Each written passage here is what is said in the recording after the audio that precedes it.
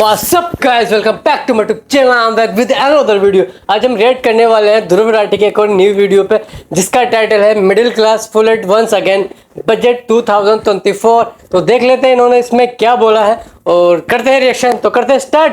तो prepare your headphones. नमस्कार दोस्तों, 23 जुलाई को फाइनेंस मिनिस्टर निर्मला सीतारमण ने प्रेजेंट किया बजट 2024 और जो नेगेटिव रिएक्शन जनता की तरफ से देखने को मिला इस बजट को लेकर वो अलग ही लेवल का था।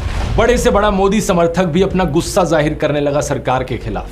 इन ट्वीट्स को देखिए, 17 जून तक जो लोग कह रहे थे कि हमें तो डिक्टेटर मोदी देखना है, 23 जुलाई तक आते आते ये कहने लगे प्लीज हमें भिखारियों की तरह ट्रीट मत करो। 9 जून तक जो लोग कह रहे थे now I can die peacefully, 23 जुलाई तक आते आते कहने लगे worst government I have seen in terms of tax issues. Comedian Abhijeet Ganguly का ये ट्वीट वायरल हुआ। If I earn money Nirmala tax लेती है, if I spend money then also Nirmala tax लेती है, इफ आई डोंट अर्न और spend both and my money is just lying in investment, Nirmala उसका भी टैक्स लेती है। और बेस्ट बात, अगर मैं टैक्स देता हूं उस पे भी एडिशनल सेस है तो उसमें भी टैक्स लेती है। फाइनेंस मिनिस्टर के ऊपर ये मीम्स भी वायरल हुए। You can't defeat me, I know but she can. इसी लॉजिक को दर्शाते हुए एक ये फ्लो चार्ट भी बड़ा वायरल हुआ।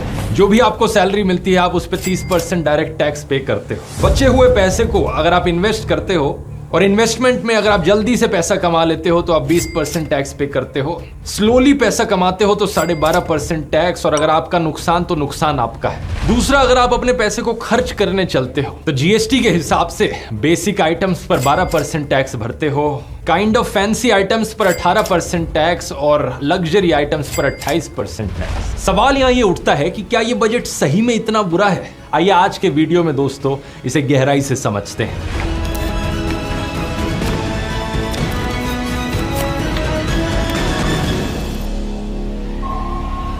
शुरुआत करते हैं उस चीज से जिसे सबसे ज्यादा क्रिटिसाइज किया जा रहा है, कैपिटल गेन्स टैक्स। ये टैक्स तब लगता है जब आप कोई अपना एसेट बेचते हैं, जैसे कि घर हो गया या जमीन हो गई, या फिर जब आप अपनी इन्वेस्टमेंट से प्रॉफिट कमाते हैं, जैसे कि स्टॉक मार्केट या म्यूचुअल फंड्स में जब आप पैसे इन्वेस्ट करते हैं।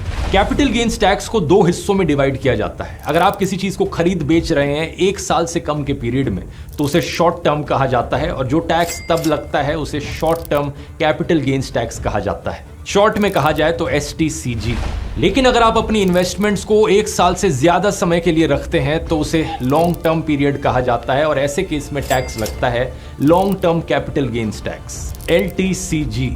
अब इस नए बजट में सरकार ने क्या किया है, इन दोनों टैक्सेस को बढ़ा दिया है। Short term capital gains tax को बढ़ा दिया गया है 5% से, पहले 15% होता था, अब 20% कर दिया गया है। और long term capital gains tax को बढ़ा दिया गया है 2.5% से, पहले 10% होता था, अब ये 12.5% पर है। लेकिन इस केस में सरकार ने एग्जेम्पशन को भी बढ़ा दिया है। पहले 1 लाख की एग्जेम्पशन होती थी, अब ये 1.25 लाख की एग्जेम्पशन कर दी गई है। यानी कि 1 साल में अगर आपका प्रॉफिट 1.25 लाख से नीचे है तो आपको ये टैक्स नहीं भरना होगा। अब जाहिर सी बात है, जो भी लोग स्टॉक मार्केट और म्यूचुअल फंड्स में अपने पैसे को इन्वेस्ट करते हैं वो लोग गुस्सा है सरकार से, क्योंकि उनके लिए सीधे तौर पर सही है।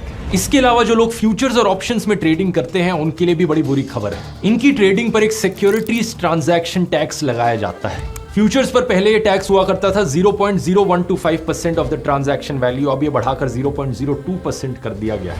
और ऑप्शंस पर पहले ये होता था 0.0625% ऑफ द ऑप्शन प्रीमियम, अब इसे बढ़ाकर सीधा 0.1% ऑफ द ऑप्शन प्रीमियम कर दिया गया है। अब लेकिन सरकार के पर्सपेक्टिव से अगर देखा जाए तो क्या जस्टिफिकेशन हो सकती है इन सारी टैक्सेस को बढ़ाने की? इसका जवाब छुपा है दोस्तों शायद से इकोनॉमिक सर्वे 2023-24 में। इकोनॉमिक सर्वे अगर आप नहीं जानते, एक एनुअल रिपोर्ट होती है, हर साल इसे प्रेजेंट किया जाता है बजट के आने से पहले, और इसे बनाया जाता है economics division of the department of economic affairs के द्वारा under the guidance of India's chief economic adviser. Finance minister Nirmala Sitharaman ने 22 जुलाई को बजट से 1 दिन पहले इस इकोनॉमिक सर्वे को पार्लियामेंट में प्रेजेंट किया था। इस सर्वे के अगर पेज नंबर 65 पर देखोगे तो लिखा हुआ है, if equity market claims on the real economy are excessively high, it is a harbinger of market instability rather than market resilience. Simple शब्दों में कहा जाए तो इनका कहना है कि स्टॉक मार्केट का एक बबल सा बन रहा है, और अगर मार्केट के क्लेम्स बहुत ऊंचे होते हैं तो उससे मार्केट इंस्टेबिलिटी होती है। कमाल की बात देखो दोस्तों कि अभी तक जब भी सरकार को क्रिटिसाइज किया जाता था इकोनॉमी, बेरोजगारी, इन्फ्लेशन जैसे मुद्दों पर, ये कहते थे कि स्टॉक मार्केट की तरफ देखो, स्टॉक मार्केट तो कितना ऊपर जा रहा है, अगर स्टॉक मार्केट ऊपर जा रहा है तो डेवलपमेंट देश में। लेकिन अब कहा जा रहा है कि स्टॉक मार्केट का ऊपर जाना कोई डेवलपमेंट क्राइसिस अगर स्टॉक मार्केट ज्यादा ही ऊपर जा रहा है तो उससे मार्केट इंस्टेबिलिटी हो सकती है। क्लियरली सरकार इस चीज को यहाँ डिस्करेज करना चाहती है, स्पेशली फ्यूचर्स और ऑप्शंस की ट्रेडिंग, जो कि मेरी राय में भी बहुत रिस्की चीज है। बहुत सारे लोग जो इस चीज को ढंग से समझते तक नहीं, वो अपनी लाइफ सेविंग्स का लाखों रुपयों का नुकसान करार डालते हैं पैसे के लालच में आकर। एक बड़ी इंटरेस्टिंग चीज इस बजट में यह देखने को मिली कि सरकार ने अपने इकोनॉमिक सर्वे में बेरोजगारी की समस्या पर डिटेल में बात करी है और कुछ सॉल्यूशंस भी सजेस्ट किए हैं। इन्होंने क्लियरली लिखा है कि साल 2030 तक हर साल हमें 78.5 लाख जॉब्स क्रिएट करनी पड़ेंगी। पेज नंबर 158 पर इस रिपोर्ट की इन्होंने एडमिट किया है कि हर 2 में से 1 इंडियन ग्रेजुएट अनएम्प्लॉयबल है क्योंकि सफिशिएंट स्किल्स ही नहीं है लोगों के पास। CMIE डेटा के अनुसार अनएम्प्लॉयमेंट रेट 20 to 24 के एज ग्रुप में 44.49% तक पहुंच चुका है अर्ली 2024 में। इसी रिपोर्ट में आर्टिफिशियल इंटेलिजेंस की भी बात करी गई है। लिखा है कि कैसे आर्टिफिशियल इंटेलिजेंस की वजह से बहुत बड़ी अनसर्टेनिटी क्रिएट होती है। हर स्किल लेवल पर, चाहे लो स्किल लेवल का वर्कर हो, हाई स्किल लेवल का वर्कर हो, उन सब की नौकरियों पर अनसर्टेनिटी देखने को मिलती है आर्टिफिशियल इंटेलिजेंस के आने से। इन्होंने साफ शब्दों में लिखा, AI is the biggest disruption for the future of work. अगर मार्केट में पैसे नहीं इन्वेस्ट करने तो गोल्ड और प्रॉपर्टी जैसी चीजों का क्या? इन चीजों को नॉन फाइनेंशियल एसेट्स कहा जाता है। चाहे आपने जमीन खरीदी हो या घर हो या कोई अपार्टमेंट हो, नॉन फाइनेंशियल एसेट्स पे लगने वाला long term capital gains tax ऊपर से अगर आप देखोगे तो सरकार ने एक्चुअली में कम कर दिया है। पहले ये 20% हुआ करता था, अब ये सिर्फ 12.5% है। आप सोचोगे तो अच्छी खबर होनी चाहिए, लेकिन इसके साथ साथ सरकार ने इंडेक्सेशन के बेनिफिट्स हटा दिए। इंडेक्सेशन का मतलब है कि आपके प्रॉपर्टी के प्राइस पर लगने वाले कैपिटल गेन्स टैक्स को इन्फ्लेशन को अकाउंट में लेकर कंसीडर किया जाएगा। यानी कि आज से 20 साल पहले अगर आपने 20 लाख का कोई मकान खरीदा था और इन्फ्लेशन से एडजस्ट करके उस 20 लाख की कीमत आज के दिन 60 लाख रुपए हो जाती है, तो आपको टैक्स कम देना पड़ेगा क्योंकि उस 60 लाख की वैल्यू को बेसलाइन की तरह कंसीडर किया जाएगा, उससे आपका प्रॉफिट निकाला जाएगा। ये होती है इंडेक्सेशन। लेकिन अगर इंडेक्सेशन को हटा दिया जाए तो उस 20 लाख की कीमत आज भी 20 लाख रुपए ही कंसीडर करी जाएगी, वो बेसलाइन बन जाएगा और आपको टैक्स उतनी एक्स्ट्रा रकम पर देना पड़ेगा। सरकार ये क्यों कर रही है, इसके पीछे एक कारण बताया जा सकता है कि सरकार प्रॉपर्टी प्राइसेस में स्पेक्यूलेशन नहीं चाहती। मनोज तिवारी का ये इंटरव्यू याद है आपको? इस क्षेत्र के हर घर की कीमत 3 गुना कर दें। ये इलेक्शन के टाइम पर मनोज तिवारी ने इंटरव्यू दिया था जिसमें वो बड़े खुशी खुशी कह रहे थे कि मोदी 3.0 के आने के बाद अपनी कॉन्स्टिट्यूएंसी में वो हर प्रॉपर्टी की कीमत 2 से 3 गुना बढ़ा देंगे। पर ये तो गलत हो जाएगा। क्यों? मान लीजिए आपके पूर्वांचल से जो लोग आएंगे यहाँ वो तो कभी घर ही नहीं खरीद पाएंगे। थोड़ा इसमें कंफ्यूज हो रहा हूँ मैं शायद। अब देखो, मनोज तिवारी जैसे लोगों के लिए तो इसमें फायदा है, जिन लोगों के पास इतना पैसा है कि उन्होंने 2, 3, 4, 5 प्रॉपर्टीज खरीद रखी हैं, प्रॉपर्टी बेचकर वो अपना धंधा चलाते हैं, वहां से उन्हें प्रॉफिट मिलता है। लेकिन जो बात इन्होंने सोची नहीं वो ये कि जो लोअर मिडिल क्लास लोग हैं, जिनके पास खुद की प्रॉपर्टीज नहीं है, जो घर खरीदना चाह रहे हैं अपने लिए, एक पहला घर खरीदना चाह रहे हैं, उनके लिए तो ये चीज नुकसानदायक है, क्योंकि उनके पर्सपेक्टिव से प्रॉपर्टी के प्राइसेस इतने ऊपर जाए जा रहे हैं कि वो अफोर्ड ही नहीं कर सकते घर खरीदना। यहां भी जब प्रॉपर्टी प्राइसेस ओवर वैल्यूड हो जाते हैं इस तरीके से, इसे एक रियल एस्टेट बबल कहा जाता है। तो सरकार प्रॉपर्टी में इन्वेस्टमेंट को भी डिस्करेज करना चाह रही है। तो आपके लिए यहाँ पर पर्सनली फायदा होगा या नुकसान, ये आपकी पर्सनल सिचुएशन पर डिपेंड करता है, क्योंकि कई सारे छोटे मोटे रूल्स हैं जिन्हें कंसीडर करना पड़ेगा। जैसे कि सरकार ने एक रूल बनाया है, अगर आपने अपनी प्रॉपर्टी साल 2001 से पहले खरीदी है तो आपको इंडेक्सेशन के बेनिफिट्स मिल जाएंगे, लेकिन उसके बाद नहीं मिलेंगे। अब एग्जैक्टली जो बेनिफिट मिल रहा है टैक्स के कम होने से, 20% से 12.5% होने से, और जो नुकसान हो रहा है इंडेक्सेशन बेनिफिट के हटने से, इससे ओवरऑल आपको फायदा होगा या नुकसान, ये एक एग्जांपल से समझते हैं। अज्यूम कर लो कि आपने साल 2004 में 20 लाख रुपए खर्च करके एक प्रॉपर्टी खरीदी थी। इन्फ्लेशन से एडजस्ट करके उस 20 लाख रुपए की आज की वैल्यू होगी 64.2 लाख रुपीस। ये कैसे कैलकुलेट हुई? CII वैल्यू डिसाइड करके। CII होता है कॉस्ट इन्फ्लेशन इंडेक्स, जो कि एसेट के प्राइसेस की हर साल की इन्फ्लेशन कैलकुलेट करता है। हर साल इनकम टैक्स डिपार्टमेंट CII के नंबर्स रिलीज करती है और बेस ईयर यहाँ पे साल 2001 को लिया जाता है। साल 2004 में जब हमने प्रॉपर्टी खरीदी, उस साल की CII वैल्यू थी 113 और इस साल की CII वैल्यू है 363। तो 363 डिवाइडेड बाय 113 होता है 3.21, और इसी नंबर को हम मल्टीप्लाई करेंगे अपनी 20 लाख रुपए की कॉस्ट से इन्फ्लेशन एडजस्टेड वैल्यू निकालने के लिए अपने घर की आज के दिन। अब ये घर कितने में बिकता है? Centre for social and economic progress की स्टडीज के अनुसार हाउसिंग प्राइसेस इंडिया में 9.3% के एनुअल रेट से बढ़ते रहे हैं। 1991 से लेकर 2021 के बीच में। अगर हम यही ट्रेंड अज्यूम कर लें तो इस घर का सेलिंग प्राइस हो जाएगा आज के दिन 1.24 करोड़ रुपीस। यानी कि 2004 में हमने एक प्रॉपर्टी खरीदी 20 लाख की, 2024 में हम इस प्रॉपर्टी को बेच रहे हैं 1.24 करोड़ रुपीस की कॉस्ट में। पहले पुराने सिस्टम से देखते हैं हमें कितना टैक्स भरना होगा। पुराने सिस्टम में इंडेक्सेशन को कंसीडर किया जाएगा तो 1.24 करोड़ माइनस 64.2 लाख हुआ 60 लाख रुपीस, और इस पर पुराने वाला long term capital gains tax लगाया जाएगा 20% का, जो कि होता है करीब 12 लाख रुपए का टैक्स हुआ हमारे लिए। अभी के सिस्टम की बात करें तो इंडेक्सेशन के बेनिफिट्स चले गए तो हम 1.24 करोड़ माइनस 20 लाख करेंगे, जो कि होता है 1.04 करोड़ रुपीस, और इस पर अभी का नया long term capital gains tax लगाया जाएगा 12.5% का, जिससे कि हमारा ओवरऑल टैक्स निकलेगा 13 लाख रुपीस का। तो ये एक बड़ा रियलिस्टिक एग्जांपल है रियलिस्टिक प्राइजेस के साथ। इस स्पेसिफिक केस में आप देख सकते हो कि करीब 1 लाख रुपए का नुकसान हो रहा है नए सिस्टम के आने के बाद। कई लोगों ने कंसर्न जताया है कि क्योंकि नया सिस्टम इतना नुकसानदायक है, लोग टैक्स बचाने के लिए कैश में डीलिंग करने लगेंगे, जिसकी वजह से ब्लैक मनी की सर्कुलेशन और भी बढ़ जाएगी।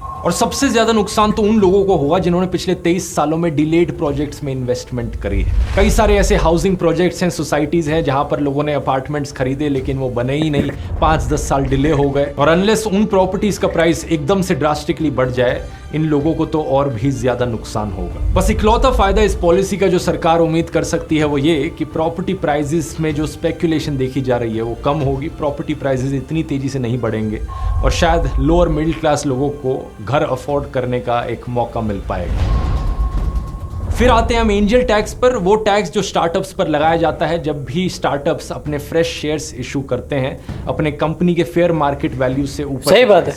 और नए बजट में सरकार ने इस टैक्स को हटाने का प्रपोज किया है। ये एक अच्छा फैसला है। इनफैक्ट ये एक ऐसा फैसला है जिसे ऑपोजिशन पार्टीज ने भी प्रेज किया है। कांग्रेस लीडर्स का तो कहना है कि उनकी ये डिमांड काफी समय से रही थी, और इनफैक्ट ये चीज उनके खुद के मैनिफेस्टो में भी लिखी गई थी। फिर इनकम टैक्स पर तो उसमें कुछ बहुत छोटे से माइनर चेंजेस किए गए हैं जो एक छोटे से स्केल पर फायदेमंद रहेंगे मिडिल क्लास लोगों के लिए। जैसे कि स्टैंडर्ड डिडक्शन को 50,000 से बढ़ाकर अब 75,000 रुपीस तक कर दिया गया है। स्लैब्स में भी थोड़ा सा चेंज आया है। पहले 3 से 6 लाख रुपए की ईयरली इनकम पर 5% का इनकम टैक्स लगता था, अब 3 से 7 लाख रुपए की इनकम पर 5% का टैक्स लगेगा। सिमिलरली 10% टैक्स रेट का जो स्लैब था वो पहले 6 to 9 लाख की रेंज में था, अब वो 7 to 10 लाख की रेंज में। 15% टैक्स का भी पहले 9 to 12 लाख की रेंज थी, अब 10 to 12 लाख की रेंज है। बाकी आगे के टैक्स रेट्स में कोई बदलाव नहीं आया। एग्जैक्टली आपके लिए यहाँ पर कितना फायदा होगा वो डिपेंड करता है कि आपको कितने डिडक्शंस मिल रहे हैं सेक्शन 80D, 80TTA, 80TTB के अंडर।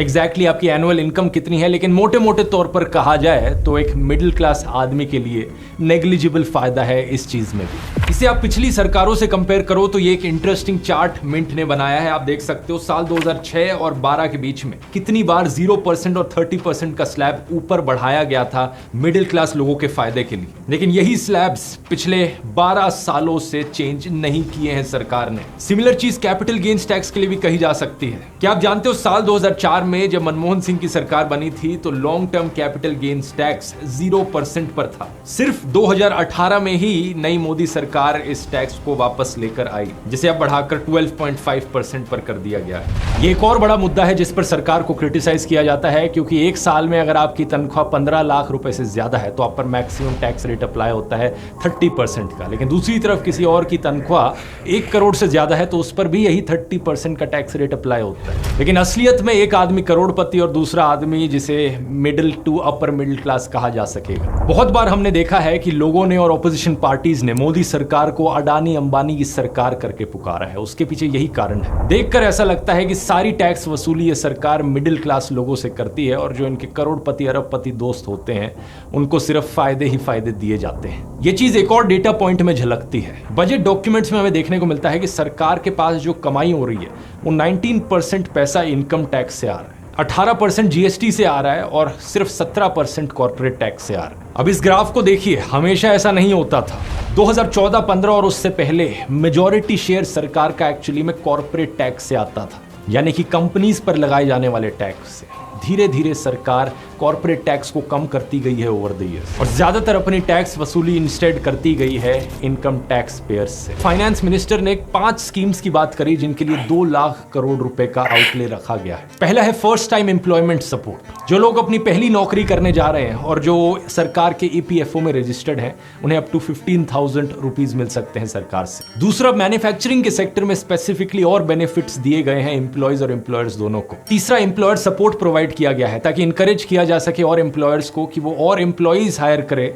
सरकार up to 3,000 rupees per month 2 सालों के लिए ईपीएफओ में कंट्रीब्यूट करेगी एम्प्लॉयर्स के बिहाफ पर। चौथा, सरकार ने कहा है कि एक स्किलिंग स्कीम लॉन्च होगी जिसमें 20 लाख यूथ को वो अगले 5 सालों में स्किल्ड बनाएंगे। और पांचवा, सबसे इंटरेस्टिंग, सरकार ने कहा है कि इंटर्नशिप अपॉर्चुनिटी सरकार प्रोवाइड करेगी 1 करोड़ यूथ के लिए टॉप 500 कंपनीज में फॉर 12 मंथ्स। ये पॉइंट बड़ा इंटरेस्टिंग इसलिए है क्योंकि कांग्रेस के मैनिफेस्टो में एग्जैक्टली सेम चीज लिखी गई थी, टॉप कंपनीज में इंटर्नशिप अपॉर्चुनिटीज प्रोवाइड किया जाना। तो ये एक ऐसी चीज है जो दोनों तरफ की पार्टीज फेवर कर रही हैं और एक अच्छी स्टेप है। बस ये देखने वाली बात होगी कि इंप्लीमेंटेशन एक्चुअली में कितनी करी जाती है इस स्कीम की। ऑलरेडी आप 24 जुलाई की ये स्टेटमेंट देख सकते हो फाइनेंस मिनिस्टर की कि ये जो जॉब स्कीम है ये कंपनीज के लिए कंपलसरी नहीं होंगी बल्कि उनके लिए बस एक नज होंगी। तो कितनी कंपनीज इसे एक्चुअली में इंप्लीमेंट करेंगी, ये एक बहुत बड़ा सवाल है। इसके अलावा रोडवेज, रेलवेज, एजुकेशन और हेल्थ केयर जैसे सेक्टर्स में सरकार कितना खर्च कर रही है, कितना नहीं कर रही, इसकी बात मैंने पिछले वीडियो में करी थी जब फरवरी के महीने में सरकार ने इंटरिम बजट अनाउंस किया था।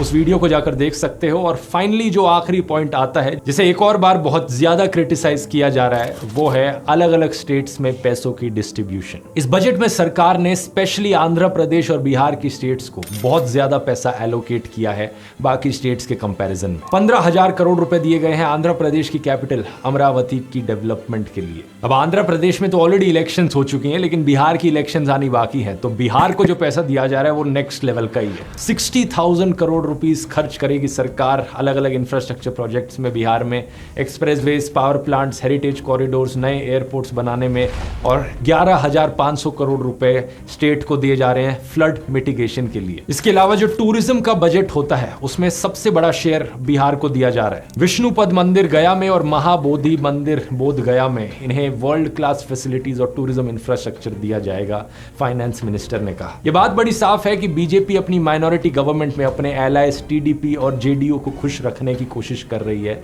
इतना सारा पैसा इन 2 स्टेट्स को एलोकेट करके। यही कारण है कि leader of opposition Rahul Gandhi ने इस बजट को कुर्सी बचाओ बजट बुलाया। एक समय पर बीजेपी की सरकार इसी तरीके से फेवर किया करती थी गुजरात और उत्तर प्रदेश की स्टेट्स को, और बाकी स्टेट्स को इग्नोर किया जाता था। लेकिन अब फोकस शिफ्ट हो गया है आंध्र प्रदेश और बिहार पर। इस चीज पर ढेर सारे मीम्स भी बने हैं जो कि आप स्क्रीन पर देख सकते हो। ऐसे कंक्लूजन में आपको देश में बढ़ रही इनकम इनइक्वालिटी का ये चार्ट दिखाना चाहूंगा, जिसमें आप देख सकते हो कि ओवर द इयर्स जैसे अमीर लोग और अमीर होते गए हैं, गरीब और गरीब होते गए हैं, और पिछले 10 सालों में, इनफैक्ट पिछले 20 सालों में ये सिचुएशन बद से बदतर ही होती गई है। टॉप 10% लोगों का शेयर पूरे देश के इनकम में बढ़ता गया है और मिडिल क्लास का जो शेयर था वो नीचे ही गिरता गया है। इस इशू को एड्रेस करने के लिए ये जरूरी है कि सरकार मिडिल क्लास लोगों की ग्रोथ पर फोकस करे। छोटे बिजनेसेस को प्रमोट किया जाए, बड़ी बड़ी कॉर्पोरेट कंपनीज को प्रमोट करने की जगह अपने अरबपति मित्रों पर टैक्स बढ़ाया जाए, मिडिल क्लास लोगों पर टैक्स बढ़ाने की जगह। मुझे तो समझ में नहीं आता कि क्या हो जाएगा सरकार अगर थोड़ी सी और वसूली कर लेगी अपने अरबपति लोगों से।